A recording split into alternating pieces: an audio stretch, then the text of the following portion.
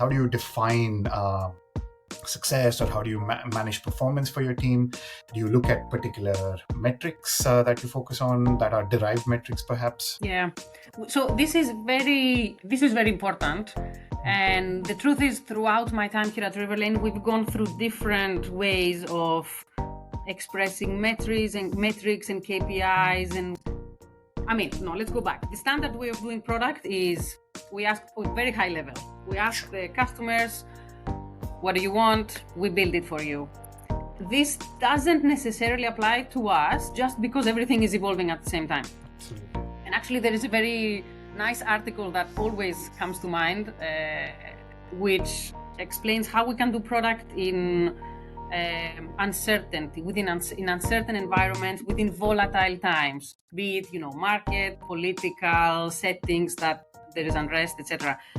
The suggestion from the authors on that article is to not embrace the classical playbook of I release a product and I'm asking for feedback, but rather move into continuous iterations of the product. And this is what we're also doing. For example, it's about embracing research from the market, learning, iterating again, learning, iterating again. So a continuous process. Us, for example, releasing prototypes rather than fully fledged products, getting feedback, improving again. And we find that this works. Welcome to Deep Dive, the podcast where we will explore the ins and outs of managing deep tech products. I'm your host Ravi Sundaram, and we'll be talking to product leaders about the intricate and innovative process of transforming cutting-edge science and technology into products that shape our future. Join us as we learn from these industry-leading experts on how to turn groundbreaking scientific discoveries into tangible real-world experiences. Today, it's a pleasure to welcome Maria Maragkou, VP of Product at Riverlane. Riverlane is a pioneering deep tech company working on error correction for quantum computers to unlock quantum computing's true potential. Maria is an engineer turned scientist turned business leader. She has a PhD from Southampton University on solid-state experimental physics and an MBA from Ketch Business School on innovation and entrepreneurship. As VP of Product and Partnerships at Riverlane, Maria leads the product and business development teams and is responsible for setting and delivering the company's commercial strategy. She's passionate about translating scientific innovations into real products that can change the world and enjoys finding ways to navigate the uncertainty of deep tech ecosystems.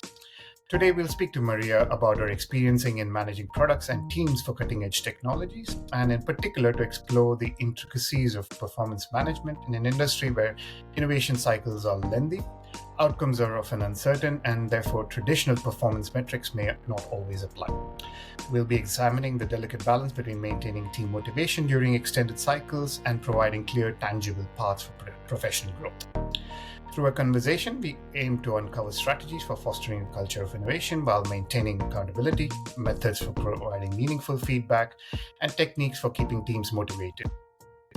Maria's expertise will be invaluable for leaders and managers across the deep tech industry, offering a glimpse into the challenge of talent management in this rapidly evolving, high-stakes technological field. Maria, welcome to the show. Really glad to have you, and looking forward to the conversation.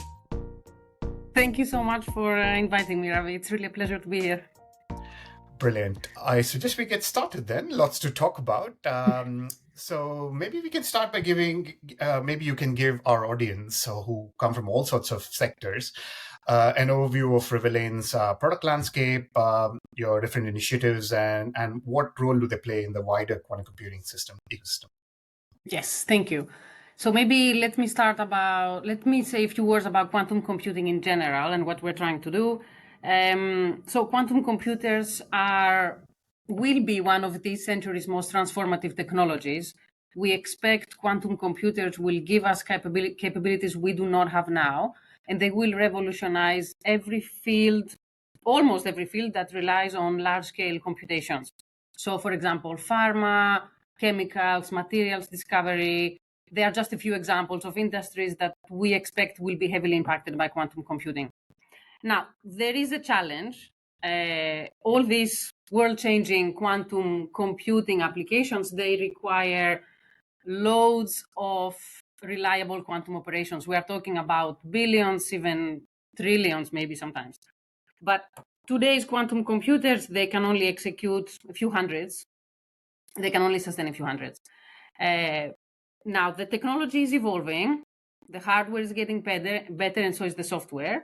And our job, Riverlane's job, is to provide this crucial component in the quantum stack, which in some way improves the qubits. They are unreliable, but we can make them reliable, so we can build logic on top. So error correction is a technique used also classically, but obviously we have the quantum version of it. And yes, it's an engineering problem, as we would say. And obviously there is a lot of research that goes into it as well. And so our flagship product is DeltaFlow. It's the quantum error correction stack. It solves this problem of identifying the errors that have occurred in the qubits and correcting them in real time. So we want to do this in hardware. And so the QEC stack orchestrates the operations, gathers the data about error correction, identifies the errors, and issues the corrections. That's very important. It's the whole cycle that needs to happen very, very quickly. So that's in hardware. At the moment, so when I say hardware, I'm talking about FPGAs and eventually ASICs. And we can talk about that more later. And we also have a software suite that sits across alongside DeltaFlow. It's our QEC analytics tool. It's called QEC Explorer. And it's a software suite for designing, running, decoding, analyzing, and simulating high accuracy QEC experiments. Brilliant. And so it's already interesting because you're getting both your products are covering both the hardware part of the hardware stack as well as the software suite, which means the role of a product manager varies a little bit across this stack, and put the spice of the fact that quantum computing technology itself is evolving both on the qubit level as well as the rest of the stack. So how do you define responsibilities of a product team, a product management team in this, particularly at Riverlane? Yeah, I mean, the core of the product management remains the same or everywhere. It's about delivering value to customers, right? Now, this is a challenge in every deep tech field that is developing innovative solutions, because we have to answer many questions at the same time. Which one is the right market? How do we help and educate the customers to accept such innovative solutions? And obviously, quantum is all that and more, as you know, because we are building something that is the definition of innovation by itself, a quantum computer. We don't have it, and we hope to have it very soon. But at the same time, we are building the market, the supply chain. Our solutions are maturing at the same time as the customer solutions are maturing. So it's a lot of things happening at the same time.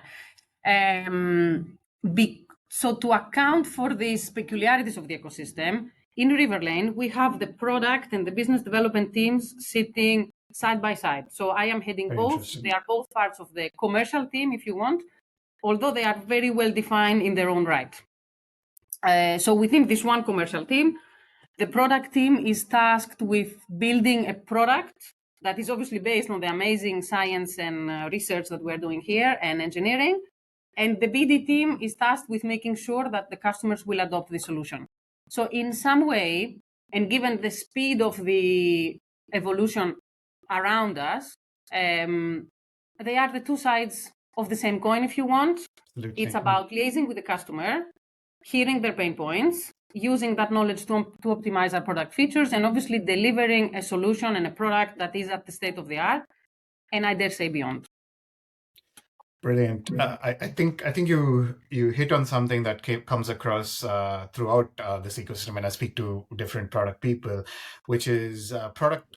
I mean, the business forces still remain the same, but it's in this particular space, as you've articulated, our product team has a responsibility of understanding the application of the technology and the customer problem and try and act as the bridge, and therefore creating that solution, not just the technology or not just the customer problem, but creating the solution that meets both the things. That's brilliant. And I quite like the fact that, and it's interesting that your BD teams and product teams work together, which is absolutely critical, I feel, in this space, because you're going to bring the two together. Thank you for sharing that.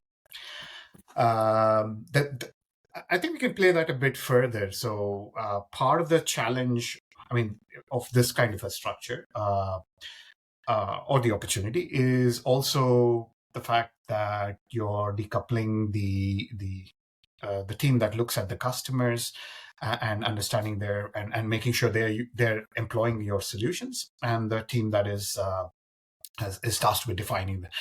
You're going to get a lot of ideas, a lot of different solutions. How do you go about then prioritizing it? What are the key factors that you look at to define what gets built first, second, and next? Yeah, that's a great question, and I think in the field that we operate, I would say it's probably the most important one, because there are so many good ideas. We can build so many things, but we do have to prioritize, not only because we have to take into account, I think we have to balance a few things, which are building a product which is at the state of the art, Mhm. having it adopted by the customers sooner than later, and at the same time also taking into account the resources that we have.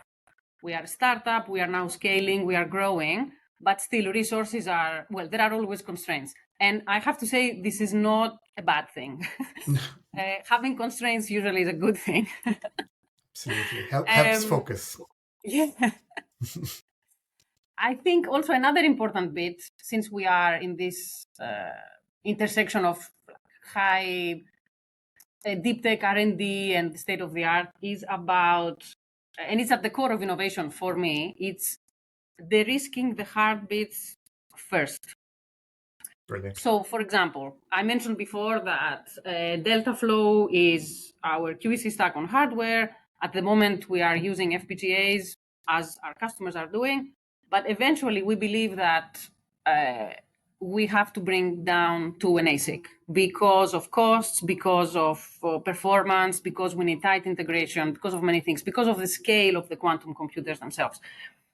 Now, we spent last year taping out our first ASIC. So we developed a very good decoder, state of the art, which is the heart of the QEC stack in some way. And we implemented it on FPGA, but then we also took it down to an ASIC. That means through the whole industrial process, and it's a very, well, painful. It's not painful, but because there are industrial standards involved, it's a very peculiar one.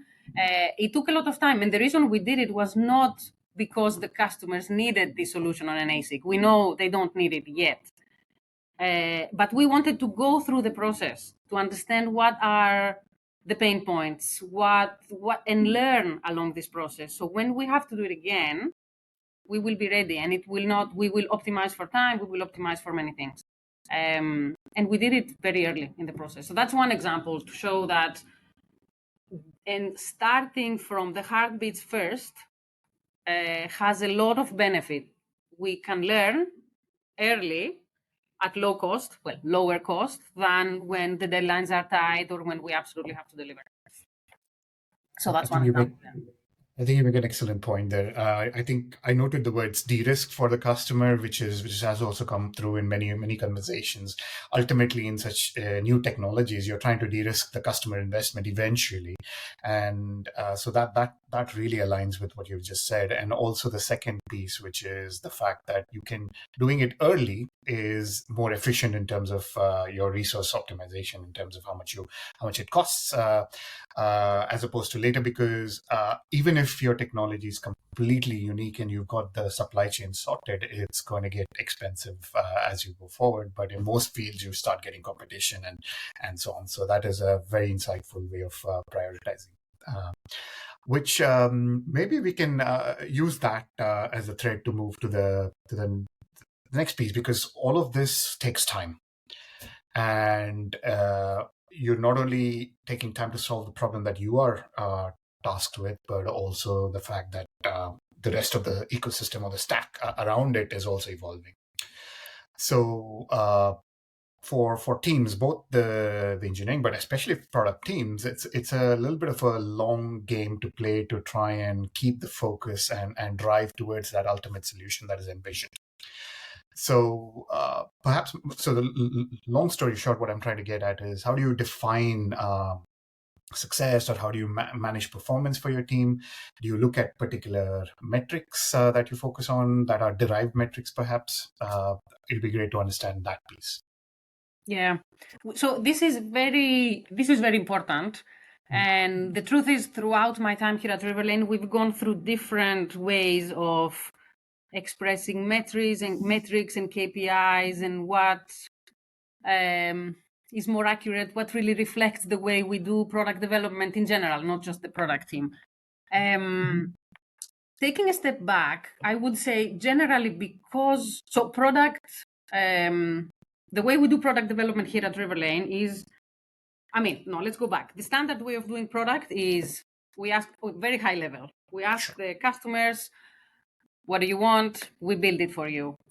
This doesn't necessarily apply to us just because everything is evolving at the same time. Absolutely. And actually, there is a very nice article that always comes to mind, which explains how we can do product in uncertainty, in uncertain environments, within volatile times, be it market, political settings that there is unrest, etc. The suggestion from the authors on that article is to not embrace the classical playbook of I release a product and I'm asking for feedback, but rather move into continuous iterations of the product. And this is what we're also doing. For example, this process is called acty, according to the authors of that article. And basically it's about embracing research from the market, learning, iterating again, learning, iterating again. So a continuous process as the customers, and we both move together. This includes, for example, releasing prototypes rather than fully fledged products, getting feedback, improving again. And we find that this works much better than traditional approaches, maybe more traditional approaches right now. So in this scenario where we continuously iterate and we learn from the customers, I would say the metrics we need to look out for are what's the feedback that we're getting from them, how quickly do we pivot based on that feedback, how much do we learn. And in reality, the product team has to do a few things, which are think, did we ship the products or the prototypes as we promised? What did the customers think? Were they happy? Were they not happy? And if not, how does this inform the next features? And keep being in charge and on top of this continuously evolving roadmap. That's one thing. And on the customer side, also maybe more relevant for the BD team would be obviously bookings, because this is easy, but also can we quantify the quality of the partnerships rather than just the quantity? Because we are working in an ecosystem which will mature. We have not reached the peak point of quantum computing yet. We will reach it much later. So we want to support our partners now to get to this fault-tolerant era together. So to make this happen, we need to work closely with them now, but continuously iterate and work side by side. So this is how we define quality rather than quantity. Do we see working with our customers for the long run, or is it one-off? I would prefer much the first one and not the latter. Absolutely, and it's a very insightful approach, because you're essentially turning your customer into a stakeholder and a partner, because ultimately both of you would benefit from this technology and go towards a solution. Obviously, as a product team, you're obviously looking at making sure that solution is not just for that particular customer, but it can be franchised across, which is, I guess, the role of a product. But I quite like that you're turning your customer into a partner and release. And the second thing I noted is the continuous process, especially now if there's hardware involved, it's difficult, but you're turning those into release prototypes rather than go towards a full solution to try and get quicker feedback. Exactly. Before we settle on a more mature product. And then obviously there are releases that get updated every year or every a certain amount of time. Absolutely. But we do find that we get a lot of learning and good feedback from prototypes, or even discussing the development of the prototype, maybe some early use, some early access. I think what you said is very critical. It's not just that we work on one product, which is innovative, and that's the end of the story. we are also talking about ecosystemic innovation in some way. We are not alone in this ecosystem. We have to build the market. We have to build the ecosystem as our partners and many other stakeholders in quantum computing. So innovation is not just about this one product. It's also about everything else around it. And we all have to be on it. Otherwise, no one will succeed. And yeah. Absolutely. Yeah, if there's no industry, there's no business. So you need to create the industry Yes, along exactly. with that. Excellent, excellent. That makes perfect sense. Part of the challenge is obviously all of this takes time, and we've got to keep all of our teams really motivated through this process. So perhaps you can share, how do you do performance reviews for your teams? How do you ensure that teams get meaningful feedback and you get meaningful feedback from them, perhaps, as you're waiting for ultimately the product outcomes to materialize? Yeah. It's exactly what we were saying before. It's many things. One, it's the process of doing product development here, which is this continuous iteration. I would say a very important aspect of product management is also interfacing with the different teams. So this is another key, if you want, indicator for performance as well, how well the product managers are embedded in the different teams. And in fact, here in Riverlane, although the product team reports to me and is part of the commercial team, we have 6 technical streams who support development of Deltaflow and QEC Explorer. And the product managers who are in charge of a particular aspect of the product portfolio, they are embedded in these technical teams very, very, very well. So we have this kind of cross organizational chart, if you want. And for me, this is very, very important because they have to be embedded. Otherwise, it will not work. We cannot do product remotely from the technical teams who are working in the weeds and developing the actual product. I would also say what I find also very important is having an environment where feedback can flow both ways.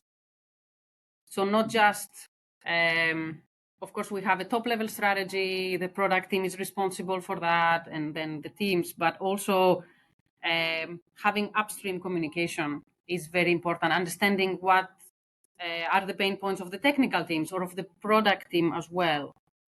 So then we can also have this continuous feedback loop and iteration loop between us and improve. Because everything is changing, and so is the company. The company, when I joined this company, I think I was employed 25, and now we are almost 100. So, and with scaling up come different challenges that we have to absorb as an organization. So, yeah. I think that the point you make about upstream feedback is extremely important. Can you share an example without details on something that has worked, some feedback that you've taken into account back into your loop?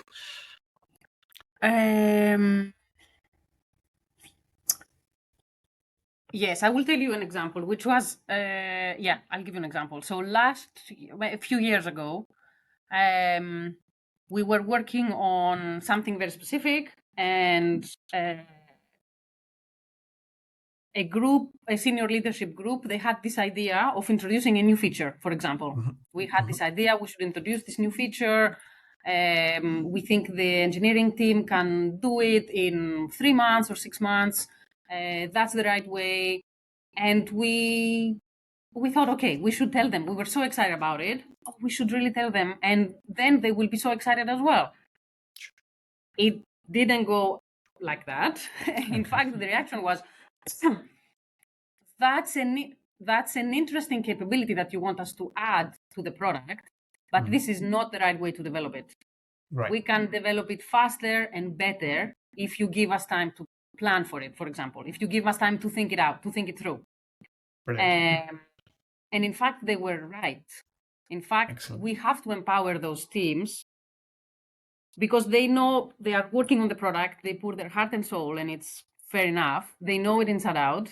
And they should participate also, and they should have a view and an opinion, and they should be heard on how we can improve that product. So I would say this is, for me, it was an example of in some way outcomes versus output, because sometimes we tend to conflate the two, and we think they are the same thing. They are not. It's one thing saying, okay, maybe we should develop a feature that allows the customers to do that if they really want it. Then how this feature gets implemented, it should be this. I mean, the engineering team and the science team, they should have and say that as well. So this was really 100% upstream communication that completely changed the idea that we had at some point. Okay, we should do it this way. No, we shouldn't. There is a better way to do it. Because at the end, we have to bring the best of people. I mean, this is a very hard problem to solve. As I said before, so many moving parts in the company, outside the company, within our customers' companies. So yeah, communication is key, and giving people the space and the room to express that and find much better solutions that in the end impress everybody. A great example. I think it's kudos to both sides actually, because the communication was clear from the management side as well as to what the ultimate goal of that suggestion was, and the teams to come up with better solutions. I think it's an overall win for communication there. So thanks for sharing. In the end, we got there. Yeah, now I can say we should definitely do it this way. Well, it's all about learning, isn't it? It's I'm sure it was not that that clear, but it's we learn. We all learn. Absolutely. If we had solved quantum computing already, we wouldn't be here. Exactly. Now but that is brilliant that happened in the way it was receptive, and that is absolutely kudos to your teams on that. Maybe another part of this piece, which is obviously letting all parties involved come up with better solutions, is balancing that innovativeness with the accountability of delivering things on time and deadlines and so on. How do you look at balancing innovation while ensuring it's aligned with business goals, performance is aligned with business goals, and all that? I think it's important. It all comes down to communication again for me. If the strategy is clear and the direction that's flowing from the top, from the senior leadership teams, is also clear, then if the teams have enough space, they will develop the right solution. And then it will all come together to having a beautiful product delivered to our customers and making them very happy. Again, this goes back to communication both ways, going back to the example I said. And of course, it's easier said than done. But it's definitely important to have room to have a direction, room for innovation, which also means room for error, and feeling safe to try, to fail, to try again. It's all about that. I really like what you said at the end, in the sense of creating that psychological safety to be okay to fail fast and fail and then go to the next solution. And that room for error is important so that you get the best results as well. So that is a very important point. And in fact, for me, sorry to chip in. This is the upside of working in an uncertain ecosystem. As in, everything is uncertain, things are changing very quickly, and we have to take this new information into account. That's great. But because of this uncertainty, it means that if we make a mistake or say something that's not as successful, we can correct it quickly. And we will not be held accountable. It will not hurt us as much as in a more mature industry, for example, I think. So for me, it's about, yes, embracing this uncertainty, which is hard. I mean, again, it's very hard. But there is an upside to it, is that there is more room for error, and making mistakes is not as tragic as it would be maybe in a different business scenario. Absolutely. I would even conjecture that it's actually the only way to stay ahead of the game. When you have uncertainty, you have to experiment and you have to fail quickly, and you have to have to move forward. So that is very insightful. Yes. And it's always hard. I mean, accepting failure, if you want, in some way, and changing. It's never easy. It is never easy. But as you say, it is the only way. It really is the only way. Brilliant, brilliant. Speaking of which, I mean, this is such an exciting field, and you're encouraging people to innovate and fail fast and make life-changing solutions. I get asked a lot by different people who are product managers in their own right in various different sectors, and they are interested in working in cutting edge technologies like quantum computing. And one of the questions that keep recurring is what skills do you look for, or traits do you look for in product managers? How important is it to know quantum computing versus other product skills like communication, as we talked about, and understanding customers and so on? Yeah, great question. I think, generally speaking, I would say yes, it's true. For me, one of the most important skills for a product manager is communication. Written, oral, also because they sit in the interface between the science team, the engineering team, the business development team, and they have to communicate very well with everybody. So that's very important. Dealing well with ambiguity, as we said, and this ability to process input from customers, from the BD team, from the tech teams, the ecosystem very quickly, and come to conclusions about it. Executing on those insights. I also find that technical backgrounds are important. Not necessarily quantum, though. I will explain what I mean. For me, if someone has a degree in technology, whichever field that may be, it shows that they know how to learn, and they are confident in learning new things that are maybe frightening, in absorbing new information. So I would say another very important trait we are looking for in product management, in product managers here at Riverlane, is this ability to learn, essentially. I definitely do not say that everyone should know quantum before they walk into Riverlane, but they will definitely have to learn if they want to work in this team. Maybe they will know maybe some aspects of the technology. Maybe there will be others that they don't know about, but they have to get confident with those aspects quickly. So I find that one of the ways that show that people are comfortable in this environment is by having already a technical degree, maybe even a PhD, which is, of course, 3 years of learning and thrown in the deep, right? But not necessarily. But yes, I find technical backgrounds are useful. Yeah.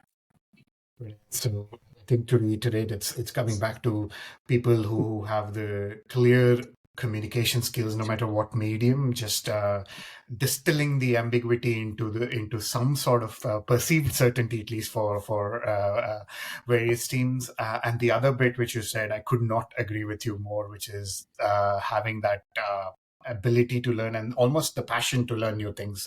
Yes. Because you have to go into the deep end and learn from deep experts in various aspects of your product.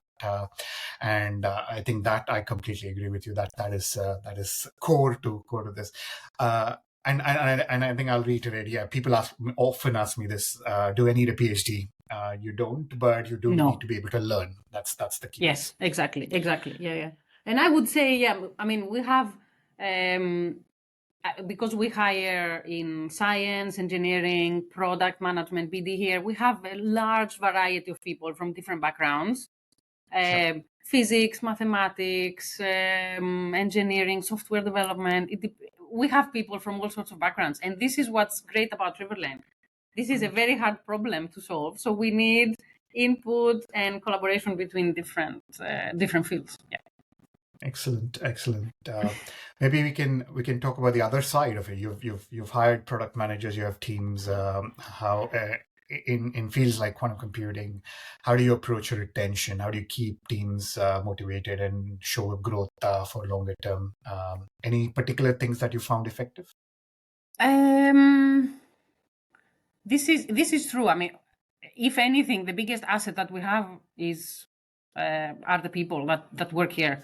So every company that works every company should value their personnel and make them feel valued as well. So what we offer here as a deep tech company is the ability to work obviously on something very exciting. It's a cutting edge deep tech ecosystem here. Because we're in a startup, and we are not so many people here, there is a chance for anyone who walks in Riverlane to really impact the technology, the roadmap, to make a difference quickly. Maybe have more of an impact than in a massive company, maybe. And obviously, with the fact that the growth is, the Riverlane is growing, there is also the potential for rapid progression within.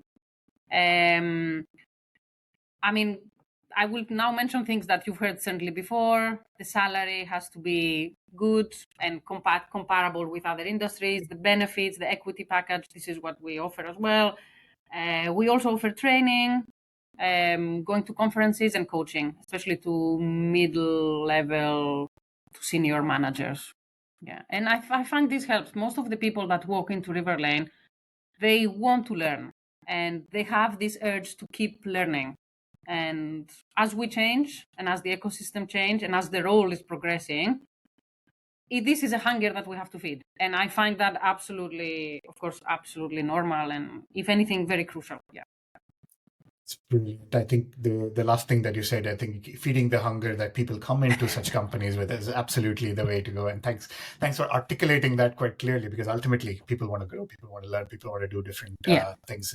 And I think the other thing that you mentioned is also a core motivation. Not only do you get to work on something cutting edge that could change the way computing is done, but also you get to do your role impacts the company in a bigger way, and you get to grow with that with the company. So I think that is quite motivating indeed.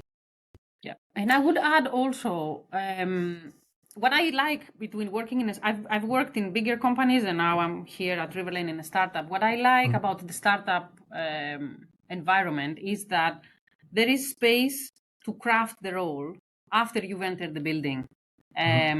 Because as the company grows, there are new needs, maybe there are new directions. The roles are not as rigid as in a company of thousands and thousands of people. There is room.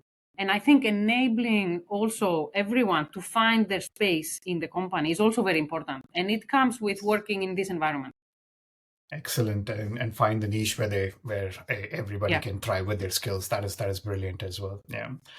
Brilliant. This has been such a fascinating conversation, Maria. Before we finish, I always ask my guests about lessons that you've learned along the way. Advice if you want to offer, but mostly I trap my guests by saying, if you had to start over and do things differently, what would you do, or anything that you've learned along the way? It definitely took me a long time to embrace the good side of uncertainty, which is what I was saying before, that it means that failure has less consequences. And that's something quite a relief sometimes. Sure. Planning is very, very, very important. Everyone knows that until they feel the pain of planning. But everything will take longer than we think. So we have to take that into account. And I would also say what we see now, that having the product and the business development team work together works better than having them completely separated. Because we and the ecosystem, we are not at the level where everything is mature enough to have a wall between them. And it does help this iteration. We have feedback through the BD team, through the product team, it's flowing to the products and then back again. And this means we have a very nice narrative that brings everything together. Excellent. So embrace uncertainty. It's a fact that everything is going to take longer than you think it is, and structure your team so that iteration is encouraged. Brilliant advice. Excellent. Right. In your learnings, is there any book or resource that you recommend people in this space to read? You already mentioned about Act and See, but is there anything else that you recommend?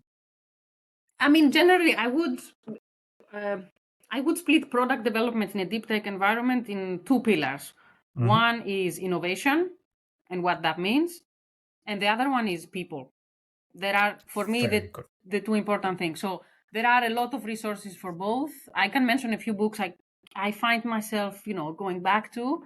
I would say, in terms of books about innovation, I like the base, going back to the basics. So the books of Clayton Christensen, for example, about innovation,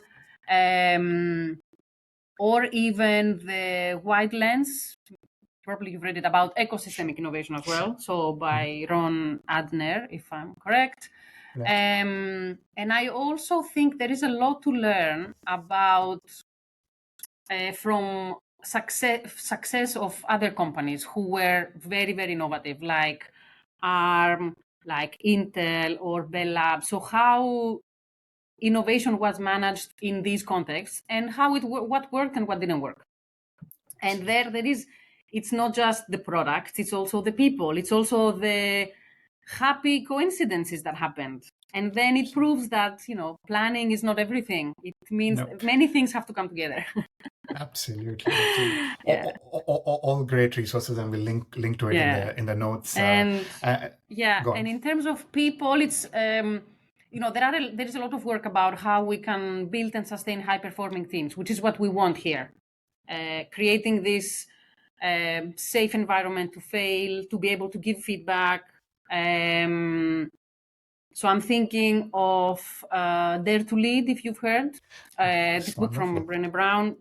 This ability to have a safe environment so that people can be honest is very important. That's brilliant. I think, again, going back to the psychological safety and encouraging people to express themselves, and that all that piece comes together in these resources. Thank you for sharing that, and we'll link to it in the notes so that everybody can buy from and read it and get and learn more. Brilliant. Just before we finish, you're obviously working on one of the most exciting technologies and trends going on. Any other trend that you're keeping an eye on that is not quantum computing? So my background is photonics, and I used to work at Nature Materials for a long time. And there was I used to follow many fields because of that role. And one of them that I keep following are metasurfaces, if you've heard. Absolutely. I find it fascinating, not just because of the technology itself. So metasurfaces are these very ultra thin structures which have sub-wavelength scale features, and then we can modify the polarization, the amplitude, the phase of light, and this means they can be used. They can have capabilities normal optics don't have, traditional optics do not have, and they can be used in many things like imaging, holograms, and it's a very exciting technology. And for a long time, we've been waiting for the jump to the market, and it looks like this is happening now. So I find it very exciting. It's, again, the same story that fascinates me from the beginning. How do you take academic excellence, so excellent research in academia, and you translate that to the market, and then you can build a business model, you can build a business out of it, and then have an impact and change the world, hopefully, even a little bit. So it's part of that story, which I find really, really remarkable. I think it's a fascinating technology that is coming through indeed. Brilliant. I mean, this conversation has gone from to various different places, and this is amazing. This is exactly what I wanted out of this conversation. Before we finish, if people want to learn more from you, reach out to you, how can they do so? Are you active on LinkedIn? Yes, you can find me on LinkedIn. You can send me an email. You can visit our website, the Riverlane website. Yes, please reach out. Excellent. And I'm sure people will reach out with more questions. Well, with that, Maria, this has been great. Exactly what I wanted out of it. We talked about the challenges and we talked about how you approach some of the solutions. I'm sure our audience will get a lot out of it. Thank you very much. Thank you so much, Ravi. It was a pleasure talking to you. Same here.